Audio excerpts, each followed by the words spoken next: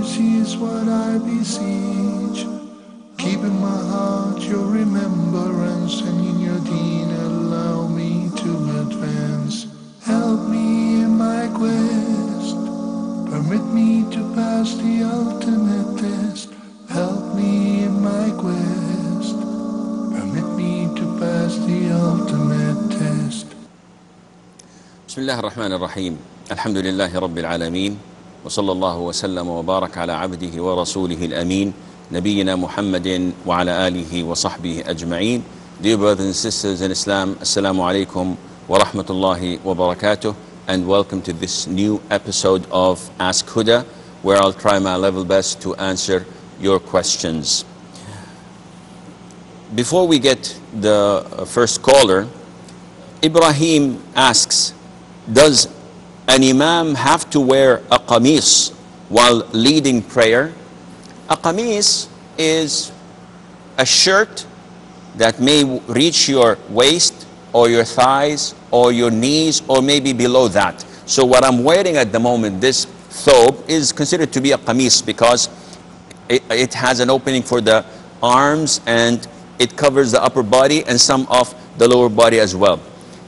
Some people think that in order for your prayer to be accepted, you have to wear a kamees, because we know that the Prophet ﷺ used to wear a kamees, and he used to wear a rida as well, something that covers the upper body as well, and an izar, an apron-like or a waist wrapper. So some people have this belief that praying in your trousers is not permissible, and this is wrong. As long as your trousers are covering your thighs, your backside, and it's not tight and it's not see-through. Tight meaning it's not skinny. It's not like wearing something that is exactly giving the shape of your legs and thighs and buttocks, etc. So if it's the normal trousers that people use and wear with suits, etc., this is permissible to pray in, inshallah, and the prayer is accepted. Would it be advisable to designate a kamees for your prayer? It depends on the area you're living in. So if someone goes to the masjid in an area where everyone is wearing trousers and shirts, etc., this is not recommended because you will stand out in a crowd. And by doing this, as if you're saying that what you're wearing is un-Islamic, what I'm wearing is Islamic. And there isn't such a thing. It depends on the community, on what people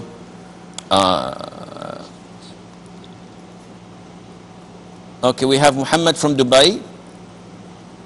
Assalamualaikum Sheikh, how are you? Wa alaikum assalam wa rahmatullah. Sheikh, this is regarding Islamic insurance. Yes. So I want to know whether we can go for this particular type of insurance where they claim that they have people who contribute money and for the good, for the benefit of everyone. So they call it as an Islamic insurance. So okay, whether we can go for this, whether okay, it's halal or how is it? I will answer your question, sir. Any more questions? Okay. That's it, sir. Okay. Brother Rashid from Saudi Arabia. Brother Rashid. Assalamu alaikum, sir. Wa alaikum assalam wa rahmatullahi. How are you, sir? I'm fine, Jazakallah khair. Sir, last time I asked you one question regarding Hajj, and you told me there is a dam. I threw stone on last day of Hajj before 10 minutes of Adhan, Dhuhr Adhan. Told me there is a, I forgot one thing, that I was appointed by two old person to throw on their behalf also, sir. So do I have to pay dam for those two people also, and overall three, or one is enough, sir? Okay, if I understand your question, and correct me if I'm wrong, you're saying that you threw before al-Dhuhr on the last day of Hajj, and yes, you throw on behalf of two other people. Myself and two other people also. Who deputized you to do this? Sorry, sir? Who deputized you to throw on their behalf? Yes, sir. Okay, and you're asking, should this be the sacrifice on your behalf or on their behalves as well? Yeah, yes. Any more questions? No, sir. Thank you, sir. I will answer your questions, inshallah. Brother Fahim? Yes. Yes, your question, Brother Fahim. Assalamu alaikum. Wa alaikum assalam wa rahmatullah. Sheikh, I have two questions. The first one is, what was the religion of Prophet Muhammad ﷺ before Islam? Okay. Second? The second one is that I want to know the authenticity of this hadith that said that the best type of jihad is the jihad of the one who strives against his own self. Is it authentic or not fabricated? Okay. I will answer your question, inshallah.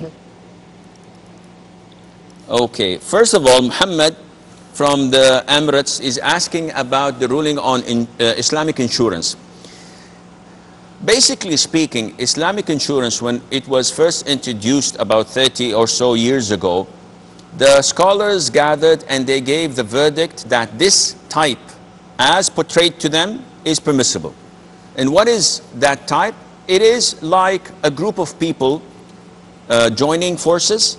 Let's say 1,000 person agree on allocating a wallet, a pot, where they contribute 1,000 riyals for a year.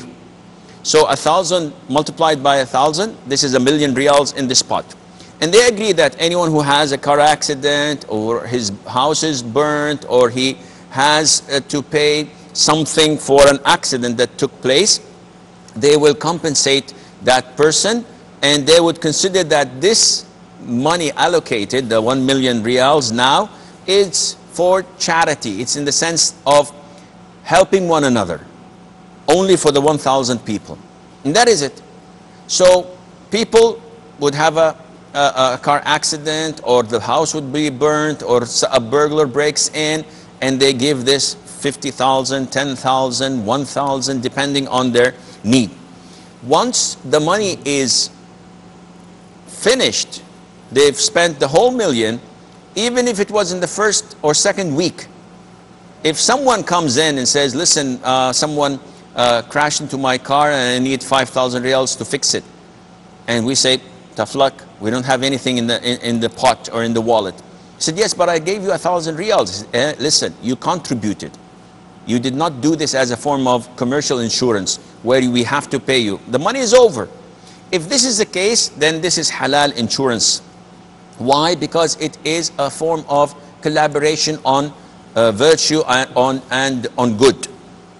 What's happening at the moment, unfortunately, to my knowledge, maybe I don't have sufficient knowledge, but to what I know, is not like this. They're having corporates running the show.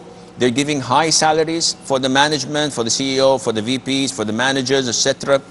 They are utilizing the money in the pot and investing it. And this is not what we agreed for. We agreed to give the money so that we would help one another.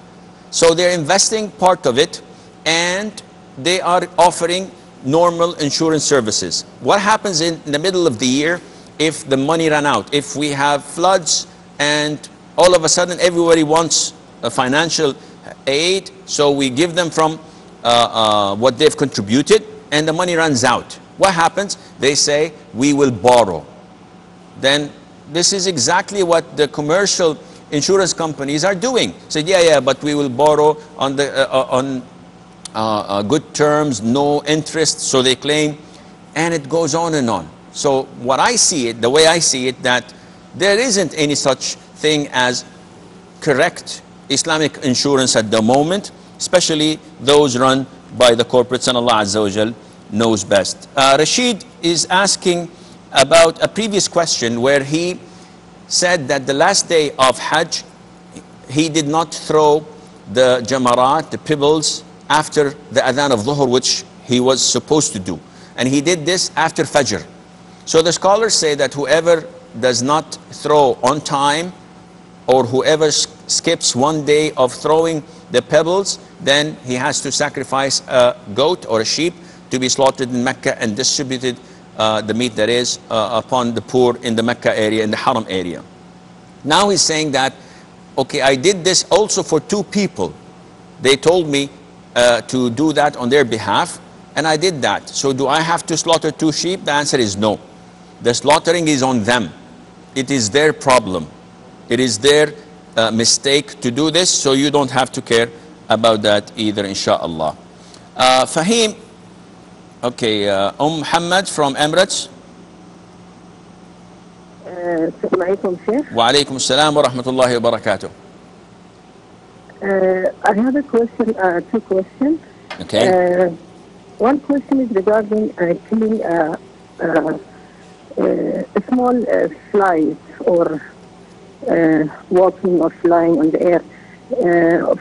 Generally, of course, killing any creation like dogs, cats is not allowed. But these small ants that are on your way or this, can you please little bit explain this issue? If it's okay, allowed to kill them, or we should always leave them. So Don't take them and take them away from us. So if I see a mosquito and I do this, this is what you're asking about it? I can't hear you. Sorry, sir. If I see a mosquito and I Yeah, squash it. Or these small ants walking on the floor or flying, do we have to catch them and put them away from the room, or Okay. it's okay to kill them? Okay. And my second question is that, as excellence of manner, that excellence of manner is to eat the food from the edge, and the barakah is mostly on the edge, not in the center. This is, of course, when the tray is in the middle and you take from the edge. How about if you take from the edge, and nowadays people put it on the plate? Of course, they don't eat from the tray. So if you put in your own plate, is it also sunnah you have to eat from around it, or is it okay to just eat from slowly from the edge and finish it? Okay. You got my point, Chief? Yes. And same thing with this eating, drinking in the bottle. Sunnah is to put it in the glass, not in the bottle. How about this small masafi bottle, which is very small like a glass? Still, we have to put it in the glass. As I heard Chef just saying that it's sunnah to eat, to pour it in the cup, not to drink it from the bottle. Okay. Okay, I will answer you, inshallah. And just now I heard an excellence of manners in the program, where he said two things. One of that you have to put it in the glass. Okay. And so if it's a small, like a glass, a small masafi bottle, which all of us know that it's like 1.5 glass, but still we have to put it in the glass. Are you sharing it or you're drinking from it on your own? No, it's on my own. Okay, khalas. I will answer you, inshallah. Can I just bring the bottle because it's small, or I have to put it in a glass as a part of sunnah? I will answer your question, inshallah. The following question. Abdullah from Sweden. Assalamu alaikum wa rahmatullah. Wa alaikum salam wa rahmatullah wa barakatuh. Sheikh, I have two questions, inshallah, if I can go on. Yes, go on. The first question is that it is allowed for me to, example, go and study in Egypt or Saudi Arabia Islamic knowledge, while my parents don't allow it. And my parents also had the cousins, my brother here, the support they need, the economic goodwill here. Do you have other brothers, siblings that took care of? Yes. Okay. Yes, I have two brothers here, a sister, my cousins. They have their own parents here too. They can support them economically. They don't have any need of me. Okay. Okay. So it's still allowed for me to go while they don't accept. Okay. And the second question is, Sheikh, I feel like I've become more distant from Allah subhanahu wa ta'ala. Even when I try to do nafil prayers, I feel always alone all the time. Example, when my parents say, why do you go to bed? Or the cousins say, why do you have the pants over the ankle? You should not do that. This affects my iman and affects me from Allah subhanahu wa ta'ala. So what can I do to soften the heart or grow my iman? Because I feel the iman is just going weaker and weaker. Sometimes I doubt about myself if the iman is there or not. Jazakallah khair. Wa jazaka khair habib. Okay. Regarding the question, okay, brother Abdul Rahman from South Africa. Assalamu alaikum. Wa alaikum assalam wa rahmatullah. Ukhantit. Alhamdulillah. Alhamdulillah. Yes. I've got a question to ask you. Yes, brother. I was a Sunni Muslim before. Okay. And I became an Ahmadi Muslim. Okay. And now the Shaitan ulama here in my country has declared me a kafir. Okay. Now I would like to know on what basis could they declare me a kafir? Okay. Because they have no knowledge what is Ahmadiyyat all about and what is the belief. It's just a lot of concoction that they get from the ulama from India and Pakistan. They have no knowledge of Islam. Okay. So I would like to know what your verdict on that. as an Ahmadi, can you tell me what is your religion, in the sense that, is there a prophet after the Prophet Muhammad sallallahu alayhi wa sallam? If the Quran says so, then of course. No, I'm asking you, is there? You see, all the Muslim sects are waiting for the return of Nabi Isa. So No, who's the yeah, last akhi, prophet? No, you did not answer my If we question. take your belief, you say Nabi Isa is going to come. So if I say that Nabi Isa has come in the person of Mirza Ghulam Ahmad alayhi salam, Okay, so what's wrong with it? okay. I will answer the question, Brother Abdurrahman. Okay, Jazakumullah. Wajazak. Okay, Brother Fahim is asking, what was the religion of the Prophet alayhi salatu wasalam before Islam? And the answer was Islam, in the sense that every newborn is born on the fitrah, as the Prophet said alayhi salatu wasalam. And the Prophet was one of those. And he did not change alayhi salatu wasalam. He believed in Allah the Almighty, but he did not have a law to worship Allah accordingly. And that is why he used to go for months in the cave of Hira and contemplating and pondering upon Allah's beautiful creations. So he was a Muslim, in the sense that he did not worship any other with Allah Azza wa Jal. And also he did not eat anything that was slaughtered to other than Allah subhanahu wa ta'ala. He never prostrated to any of the idols. So all in all, he was a Muslim, but he did not have a law or a religion as such, except the Abrahamic religion that the people of Arabia originally followed before Shaitan made them go out of Tawheed into worshipping others with Allah Azza wa Jal. His second question is the hadith of the best of jihad is to offer jihad to oneself. I don't know about this hadith personally. We hear it a lot, but it is not a hadith to my knowledge. I have to go and check it out in the books of hadith.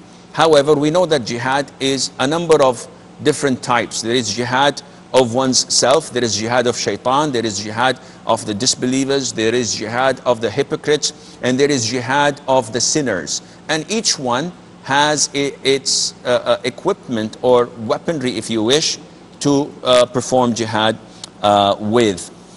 So if you drop me an email, inshallah, I'll try my level best to look into it. Now, Muhammad says, what's the ruling on killing a small insect? Anything that harms you, you're allowed to kill in Islam. So if there is a dog that is harming you and affecting you and is causing you fear and it's a stray dog, you can kill that dog without any problem. There's a cat that is dropping and tearing your furniture and you're unable to get rid of it without killing it, you can kill it. And likewise, these insects, you can kill them without a problem. She's saying that, what's the ruling on if I put food in my plate?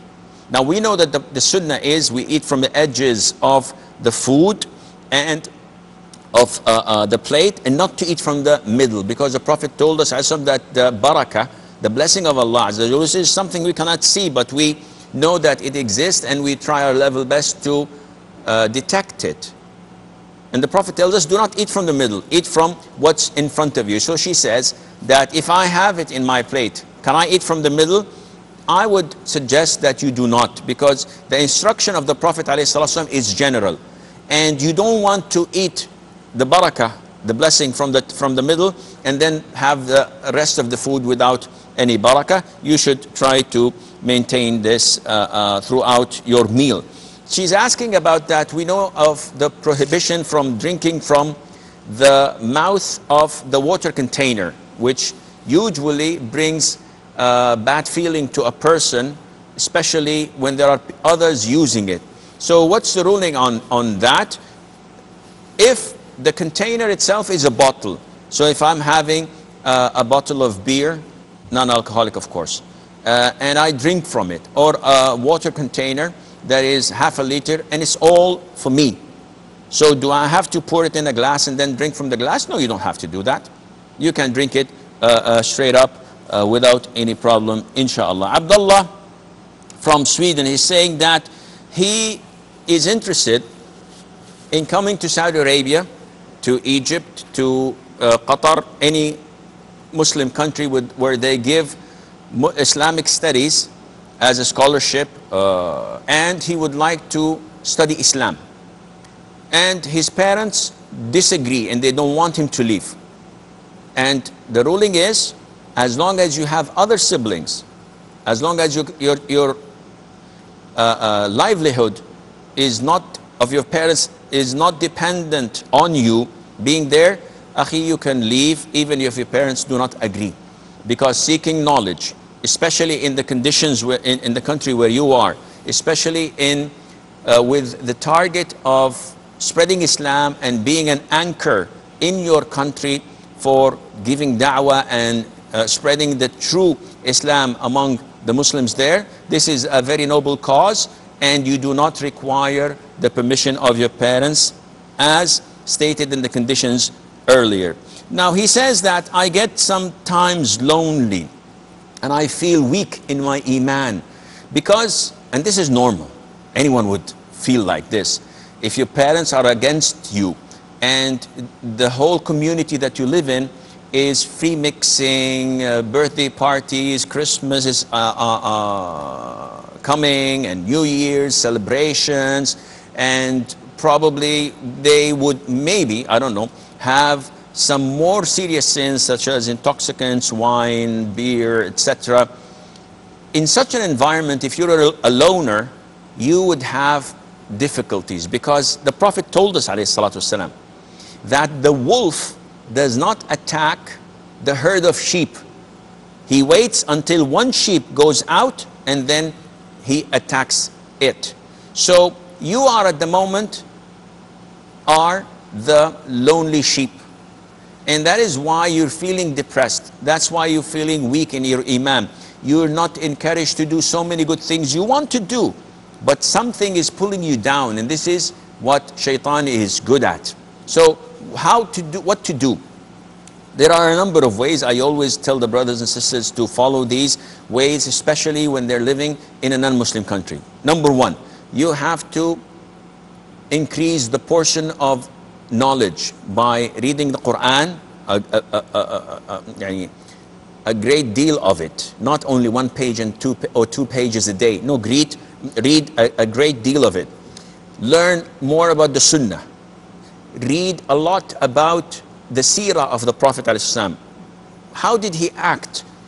How did he react to these campaigns that the pagans and the idol worshippers used to launch against him, and their relentless efforts in trying to get him out of Islam by either seducing him or by intimidating him? Once you read this, this increases your iman. Alongside this, you must attend a lot of circles of knowledge in your hometown if you have some. If you don't have some, initiate some of your own and call people. And mostly important, in my opinion, is that you have to surround yourself with practicing brothers, true practicing Muslim brothers, because once you're with them, you hang out with them, you go to attend lectures with them, you arrange conferences with them, and you travel with them. Being with these bunch of true believers who are following the true Quran and Sunnah on the understanding of the Salaf, you will increase your iman in, you will boost it. You will find this boost is so astonishing that it will re-energize your iman. And I believe that if you do this, then inshallah you are at good hands. Abdurrahman from South Africa, he's saying that he was a Sunni Muslim and he converted into an Ahmadi. And he's saying that people say that Ahmadis are not Muslims. Well, and he said that the scholars of India and Pakistan, they're brainwashing the people. I'm afraid that it's not the scholars of Pakistan or India or Saudi Arabia or Egypt or Jordan or Syria or Iraq or Iran or Indonesia.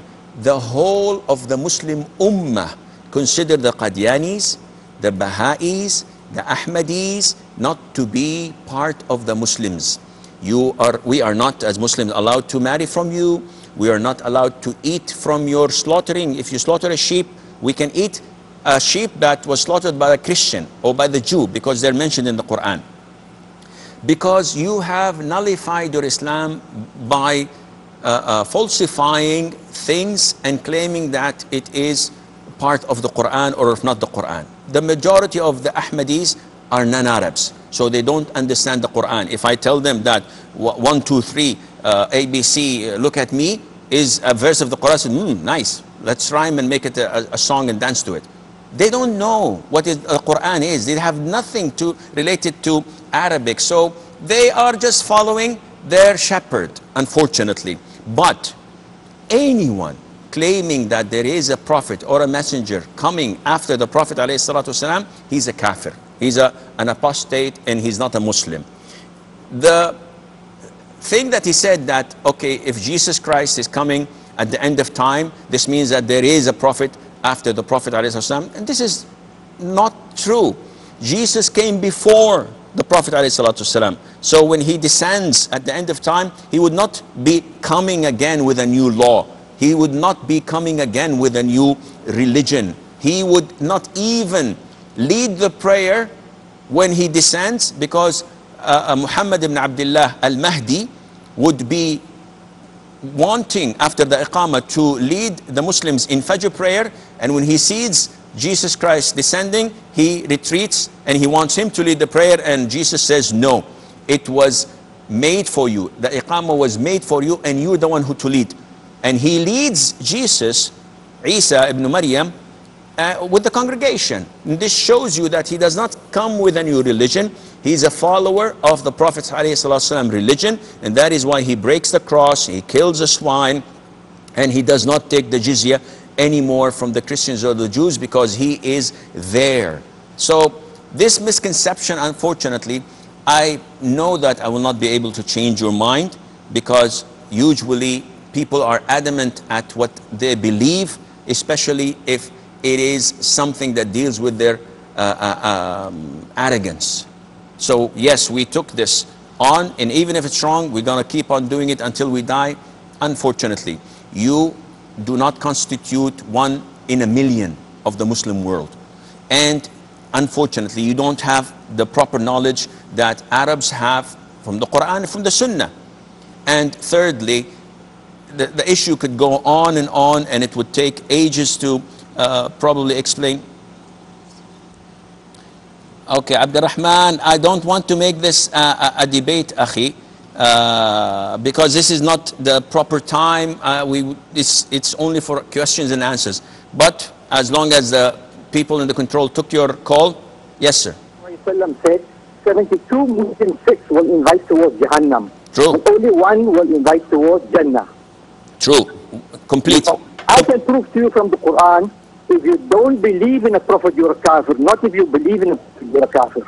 And I'll give you the verse of the Quran where Allah says, إِنَّ الَّذِينَ يَكْفُرُونَ بِاللَّهِ وَرُسُلِهِ وَيُرِيدُونَ أَن يُفَرِّقُوا بَيْنَ اللَّهِ وَرُسُلِهِ وَيَقُولُونَ نُؤْمِنُ بِبَعْضٍ وَنَكْفُرُ بِبَعْضٍ وَيُرِيدُونَ أَن يَتَّخِذُوا بَيْنَ ذَلِكَ سَبِيلًا أُولَٰئِكَ هُمُ الْكَافِرُونَ حَقًّا.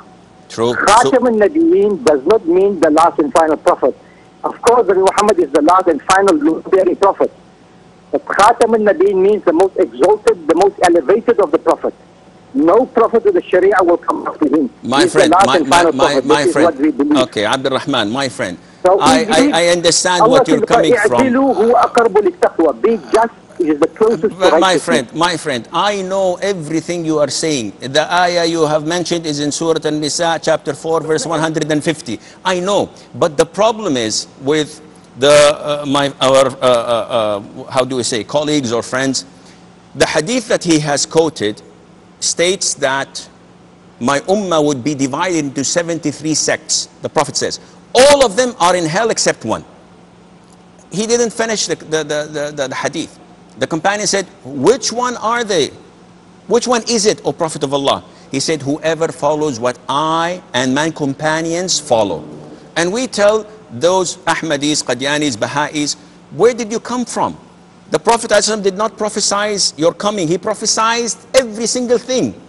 And he, sallallahu alaihi wasallam, told us about what is going to happen. And he told us that will come after me 37 in one narration, or almost 40 false prophets, liars who claim to be prophets and they don't have anything. And look at the miracles that these false prophets have given us. Nothing, zero. Look at what they called. They called their people to obey the kafir ruler who invaded their country. They called the people to turn against those who abide by the Quran and the Sunnah, and to join forces with the kafir invaders who gave them their welfare, who gave them their citizenship. And this is something that no Muslim would accept. And this was not the verdict of the Wahhabis.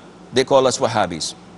Not the verdict of Al-Azhar only. Not the verdict of the scholar. It is the consensus of all scholars of the Muslim Ummah. You're talking about 1.6 or 1.7 billion who raise a flag and say the Ahmadis, the Baha'is, the Qadianis are kafir. No matter what they do, as long as they believe in their false beliefs and they do not believe in the Prophet ﷺ to be the seal of the prophethood. What is the seal of the prophethood? It's just a seal and then we have other prophets as well. Anyone who knows Arabic knows that the Prophet said himself, and there is no Nabi after me. He said that, I am the seal of the prophethood and there is no Nabi after me. So people come say, no, yeah, there is one or two. This is unacceptable. I believe we have a short break. I'll take my pills of high blood pressure and we'll be right back.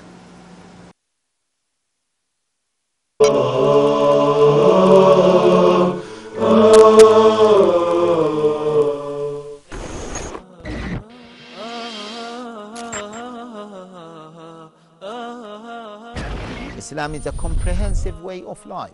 It deals with everything. The Prophet ﷺ wanted to empower people, and he wanted them to feel the responsibility, not just to rely on the state.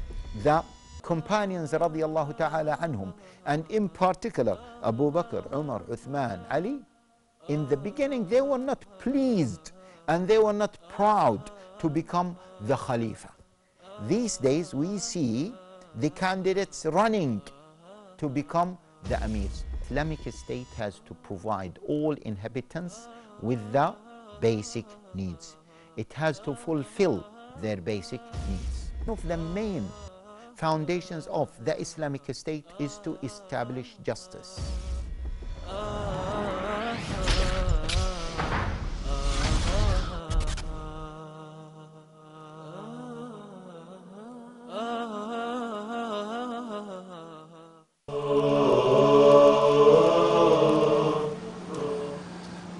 Bismillah, assalamu alaikum, and welcome back.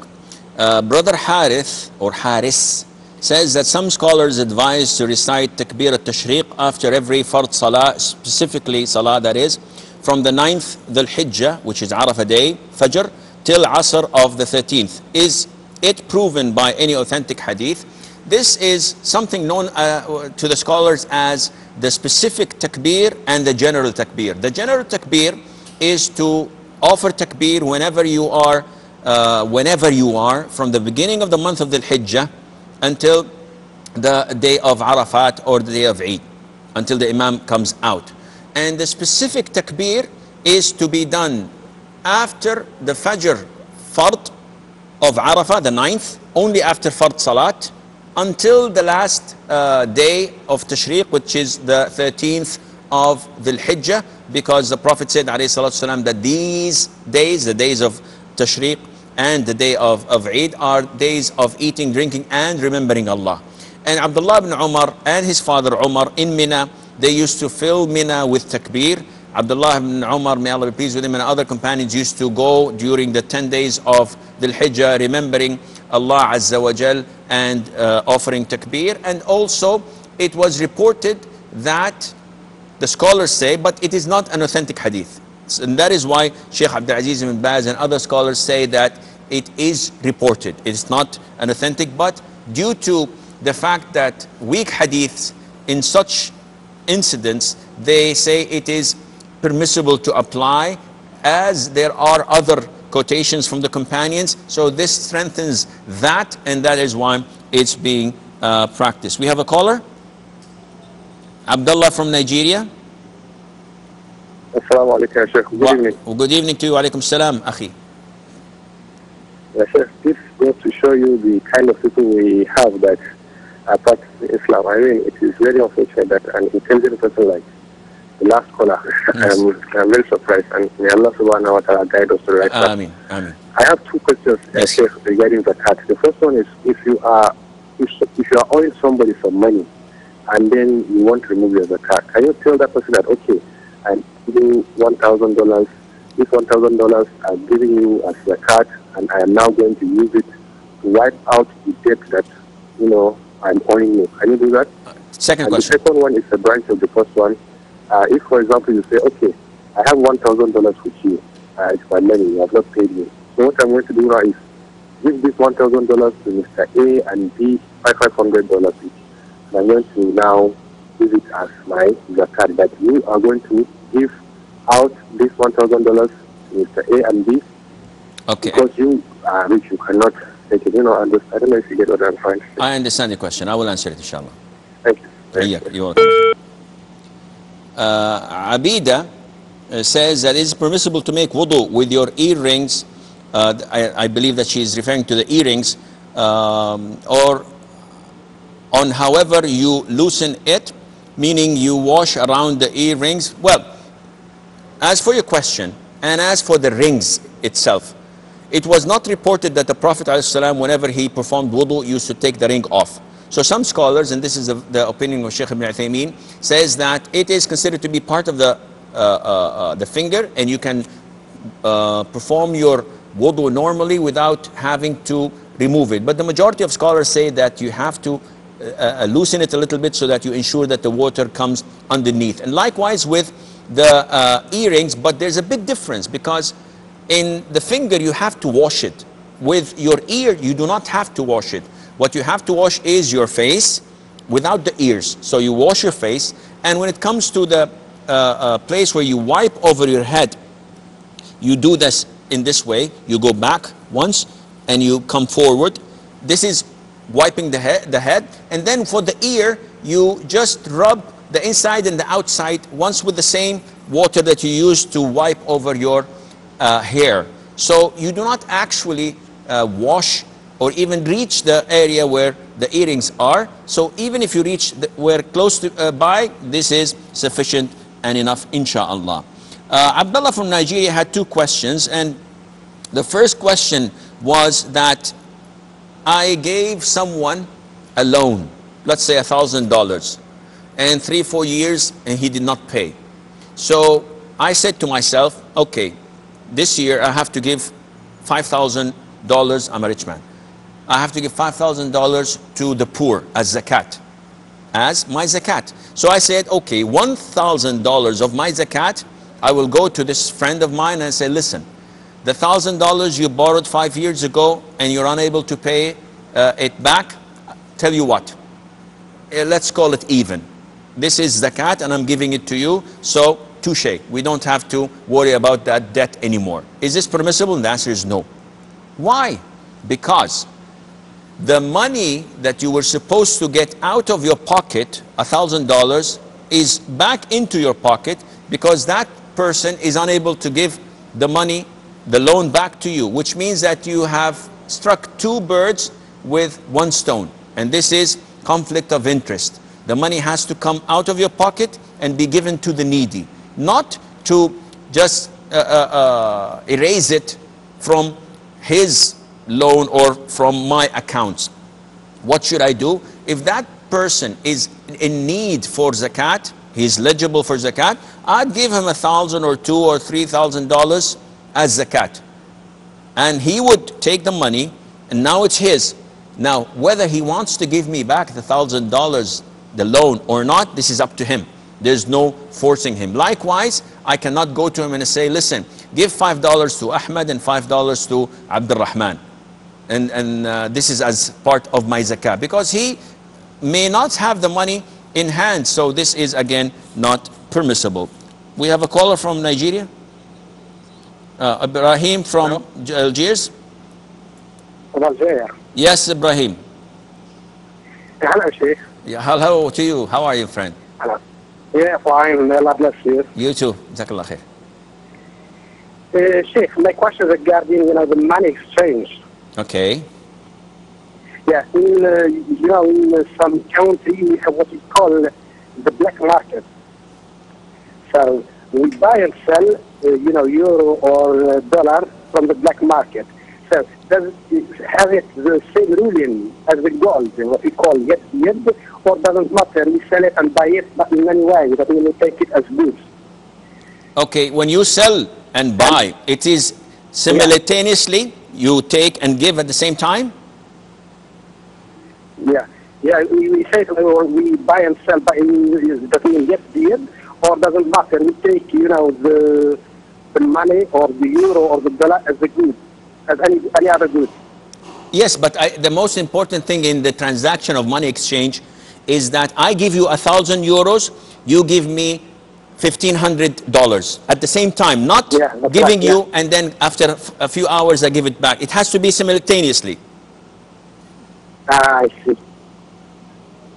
And you have to also not break the law.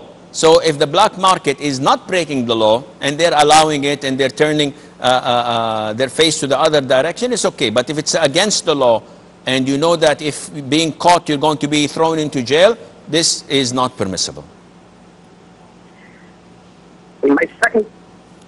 My second question regarding also the same subject, sometimes we give more money to get, the big notes. For example, to buy a note of 500 euro, we give more money. Is it allowed or it's kind of usury?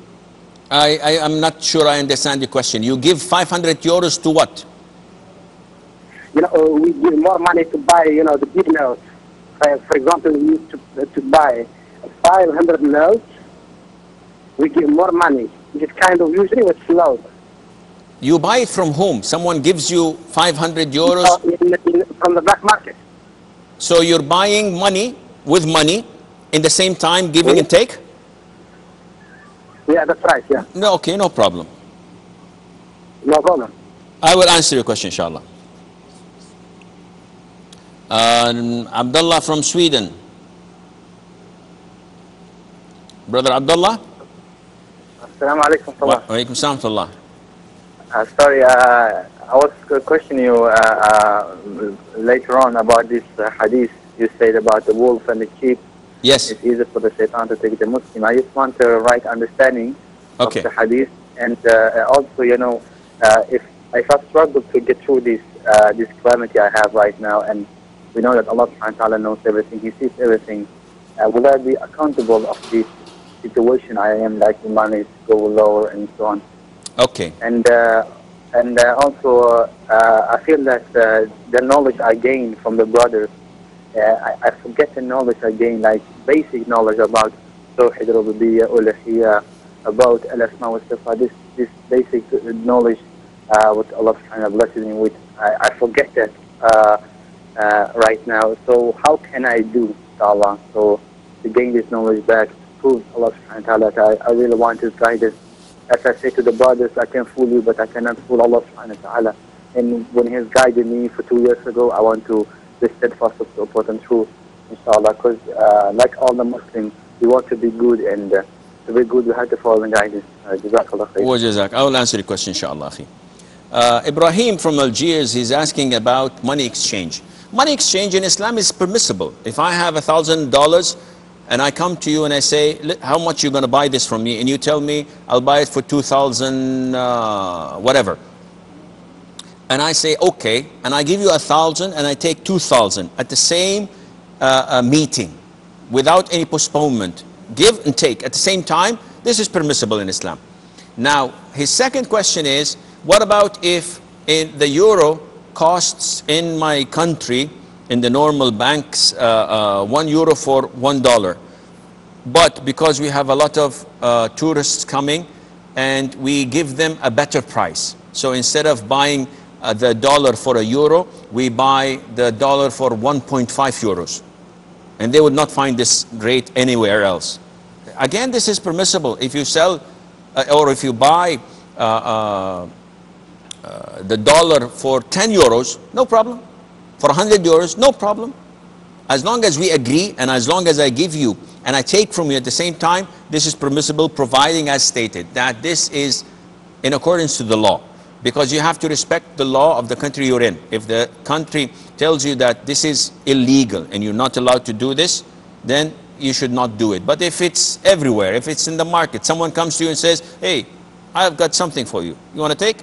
And you say, okay, if it's not drugs and it's not stolen goods, I have no problem. Say, I have 1,000 euros. I'll sell it for you for this and that. And you think it's a good price and it's in the open. Nobody's telling you that this is against the law. You can buy it and there's no problem in that, inshallah. Abdullah from who? Maymuna from Saudi Arabia. Maymuna. Yeah. Yes. Yes, your question? Yes, Sheikh. Yes, Sheikh. Yes, I have two questions. One regarding the ayat in Surah Al-Waqi'ah where it says, "La yamassahu illa al-mutahharun." What is this like relating to as to women when in the administration time touching the Quran? I listened to one time I heard from a sheikh that he says that ayah is referring to the Lawh al-Mahfuz, that none touched it except the angels or the shayateens does not have access to it. Another sheikh is explaining to the ayah as none can touch it, you know, to women when it's the time doing administration. So what can you touch on that and explain more to me if you can? The other one is I'm from America and came to here in the Saudi Arabia just to increase my knowledge in Islam and teach my children the culture of Islam and the characters of Islam basically. And I find it very difficult right now here. I feel that like my iman is getting weak and I feel that I'm losing my knowledge which I already have.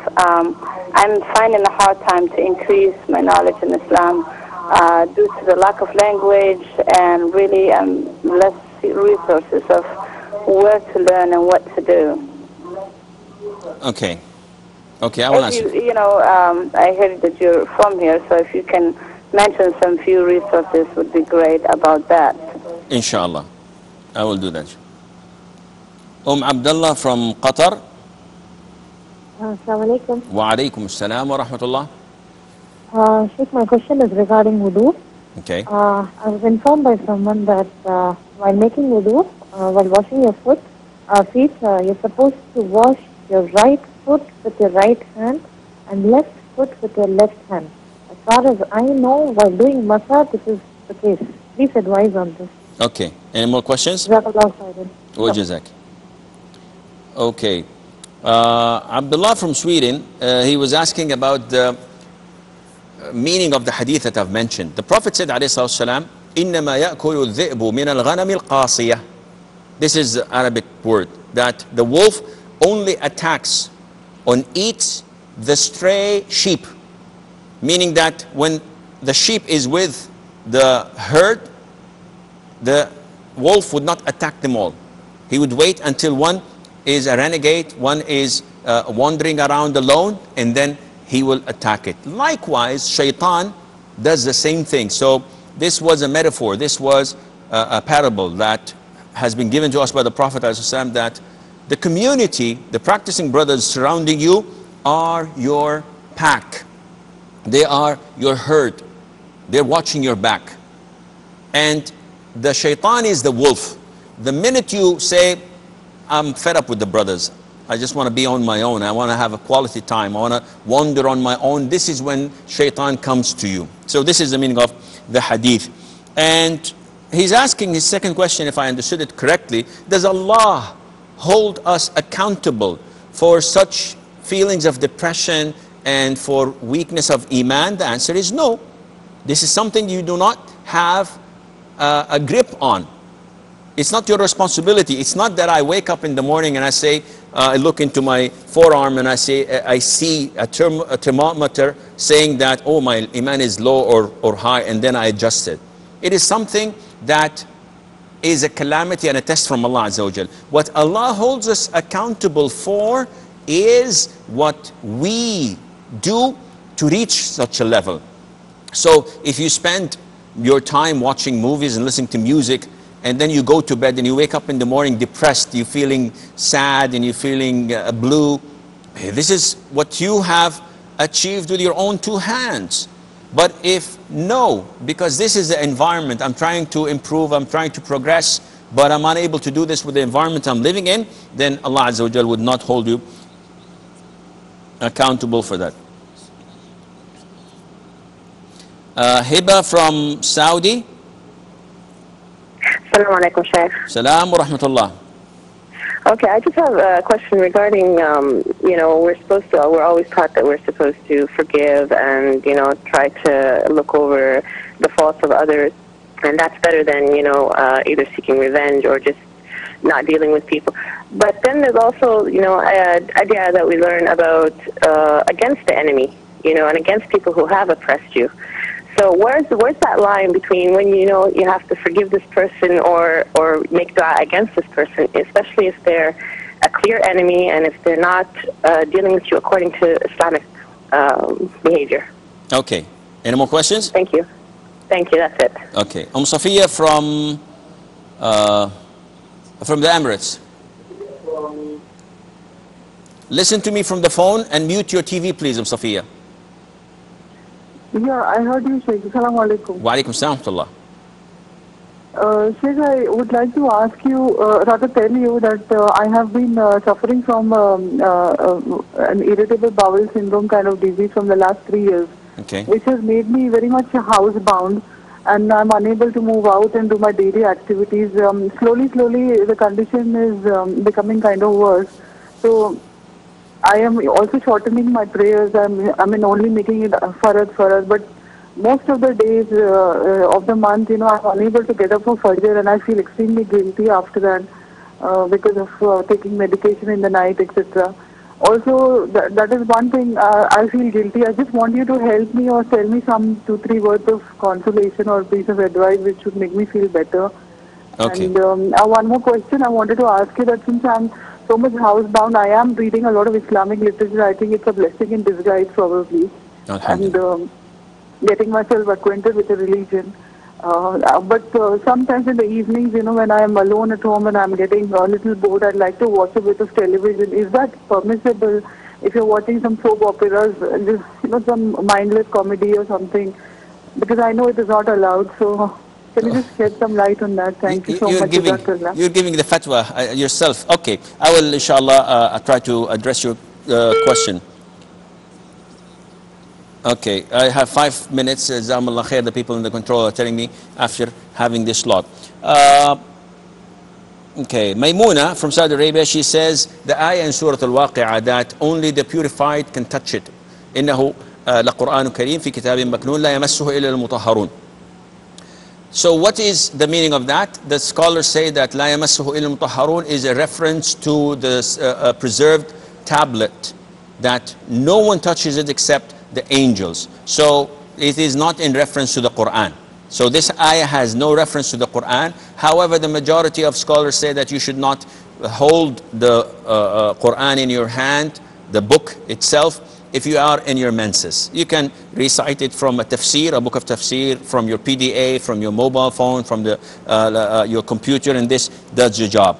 And she's saying that she's here in Saudi Arabia is specifically to learn more about Islam, learn Arabic, and to increase in her iman. But she's saying that her iman is plunging, and it's going down and down. So she's asking me as a local what to do. Again, the same question I gave to our brother from Sweden, Abdullah. Surround yourself with practicing sisters. You can go to the offices of Al-Jaliyat.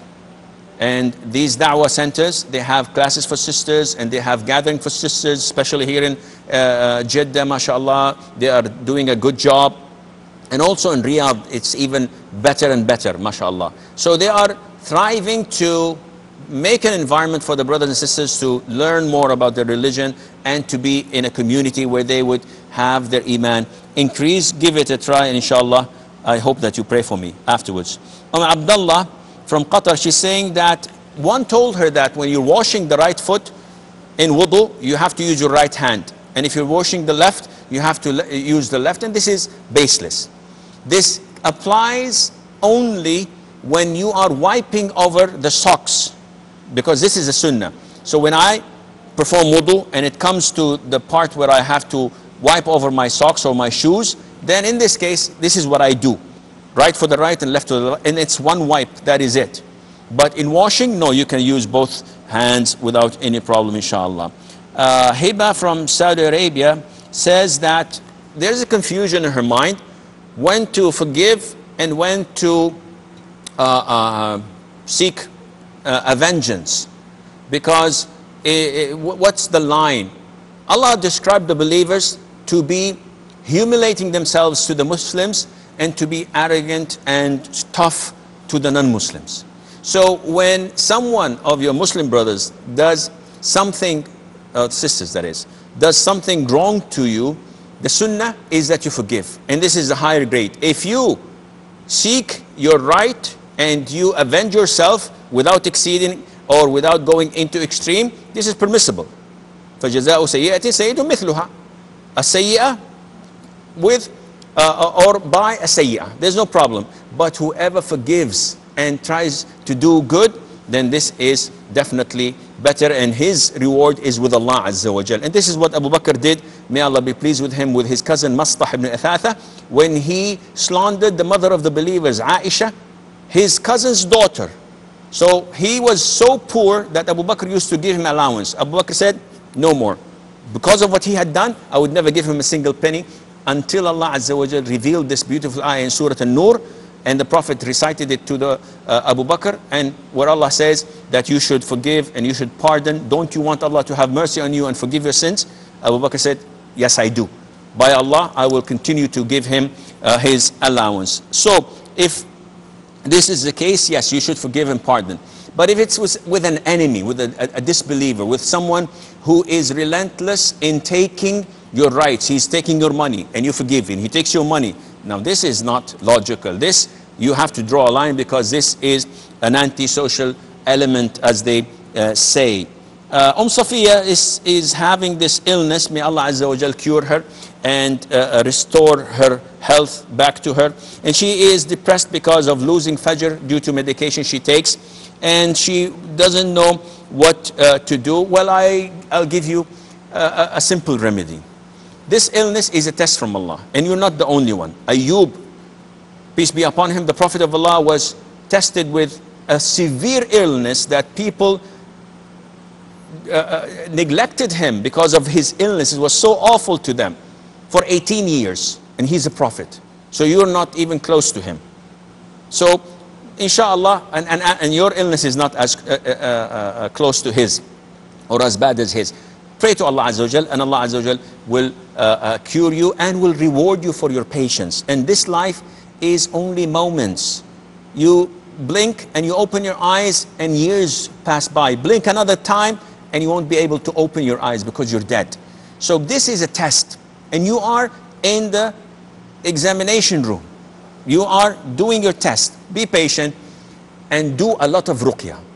Bring Zamzam water, recite Surah Al-Fatiha 3 times and blow Ayat Al-Kursi, the last 2 ayahs of Surah Al-Baqarah, Amana Rasul, the last 3 surahs of the Quran, the last 3 quls, and blow and drink from that water in the morning, in the evening, and before you go to bed. Wash your face, wash your body with it, and believe that Zamzam water is a cure from all illnesses, and Allah Azza wa Jal would cure you. As for your question regarding watching soap operas, this increases in your illness. Now people, when they are in distress, they turn to whom they think that has the cure and their escape route. Now you're turning away from Allah Azza wa Jal. Instead of devoting all your time to supplicating and insisting on Allah Azza wa Jal that He subhanahu wa ta'ala cures you, you turn away from Him and say, yeah, I need some time off, watching soap operas, comedies, and things that are considered to be laghu, if not real haram. So you know the answer for that. You answered yourself. Be steadfast, tie your heart, connect your heart to Allah Azza wa Jal, believe in Allah, who is the only one who can cure you, and with the grace of Allah, you will find the cure coming to your way very soon. I'm afraid that this is all the time we have. Until we meet you next time, fi amanillah. Wassalamu alaikum wa rahmatullahi wa barakatuh. Allah is my heart's speech. Your mercy is what I beseech. Keep in my heart your remembrance, and in your deen allow me to advance. Help me in my quest. Permit me to pass the ultimate test. Help me in my quest. Permit me to pass the ultimate test.